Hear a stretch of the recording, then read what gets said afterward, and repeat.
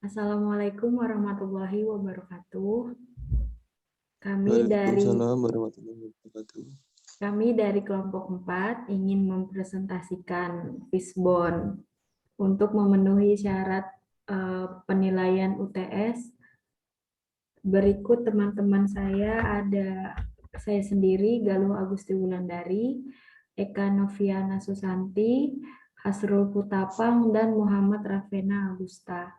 Di sini kita akan menjelaskan tentang usaha dessert box Kediri yang tidak mempunyai tempat tapi melalui online dari platform Facebook, Instagram, dan grup Facebook di sekitaran area rumah, dan juga sistem dititipkan ke rumah makan. Berikut adalah kerangka dari pemasaran usaha dessert box Kediri, lalu dilanjutkan oleh teman saya.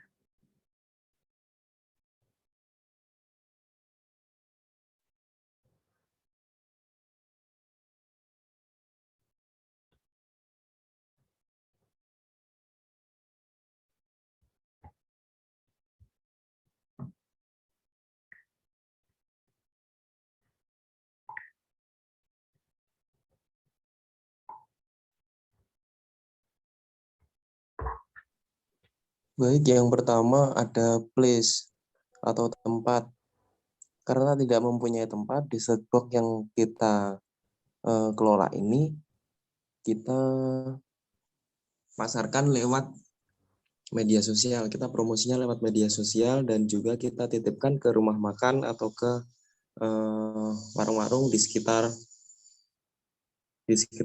kita seperti itu. Karena jangkauannya lebih luas dan juga kesempatannya itu lebih lebar gitu loh untuk memperoleh memperoleh nama lah setidaknya, karena tempatnya memang belum ada dan juga kita istilahnya baru startup gitu usahanya.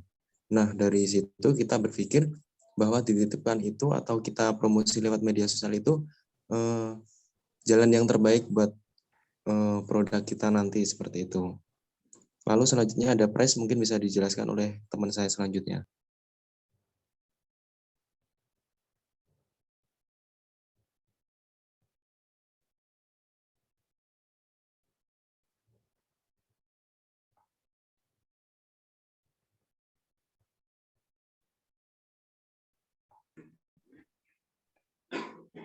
Baik, yang selanjutnya yaitu price.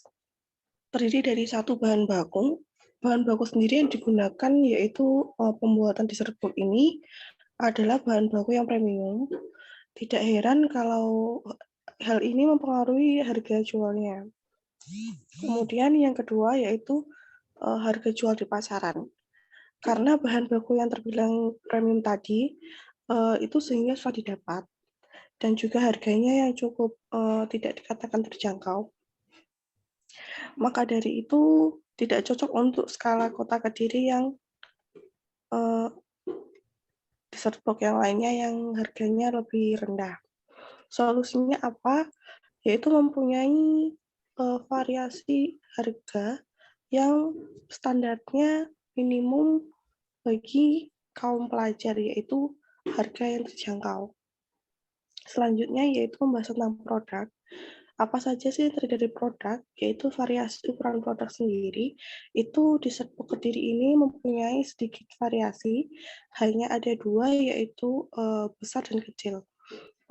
Sehingga bagi kita calon konsumen yang tidak tahu atau konsumen yang baru membeli, itu kesulitan untuk memilih. Karena apa?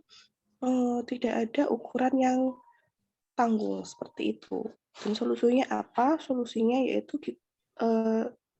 pihak produsen sendiri harus mengeluarkan ukuran produk yang lebih tanggung atau yang sedang. Itu solusinya.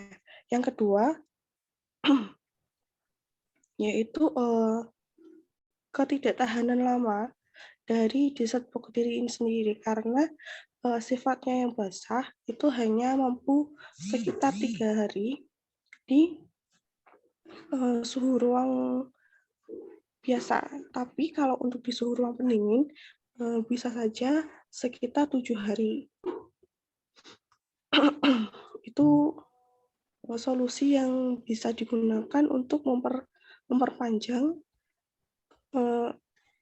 sistem ketahanan dari dessert box sendiri.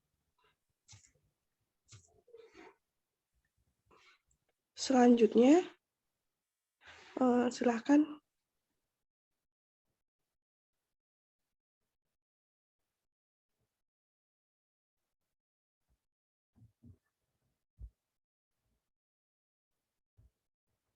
Iya, untuk proses dessert box Kediri melakukan sistem PO atau pre-order.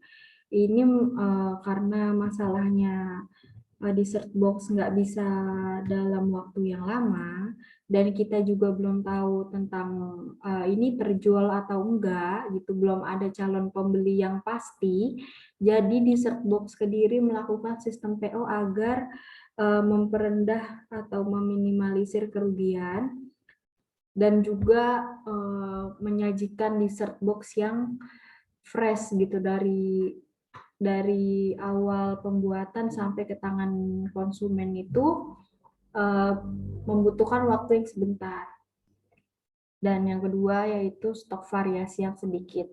Nah, yang tadi sudah dijelaskan oleh Mbak Eka, kan terdapat 2 variasi, sedang, kecil dan besar. Maka dari itu identifikasi masalahnya kelihatan ya di sini. Jadi prosesnya itu kita membuat ukuran yang sedang untuk memproses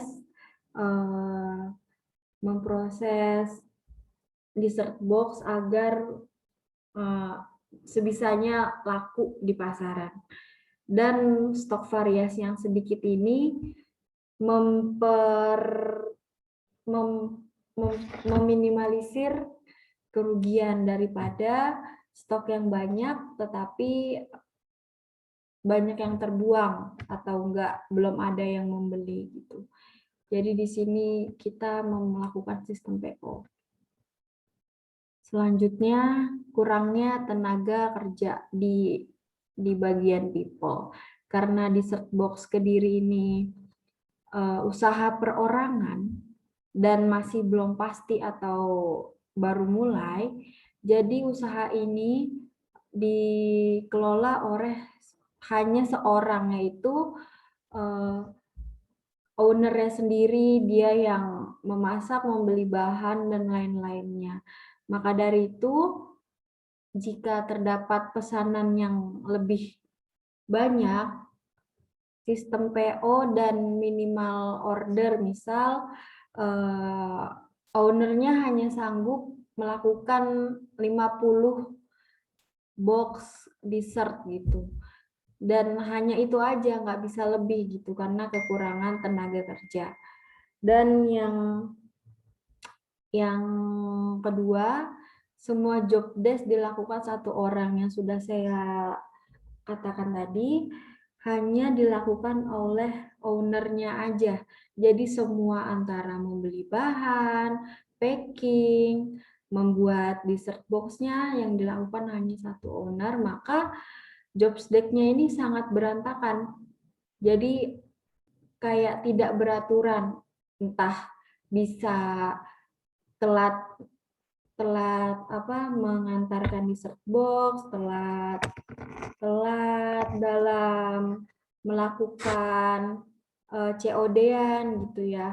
Jadi solusi dari ini adalah jika misal belum mampu memperkerjakan seseorang karena misal penjualan yang belum pasti, dilakukan owner itu melis atau mendaftarkan atau menyusunkan hal-hal yang harus dibuat, jadi secara terukur, secara tersusun agar tidak berantakan gitu.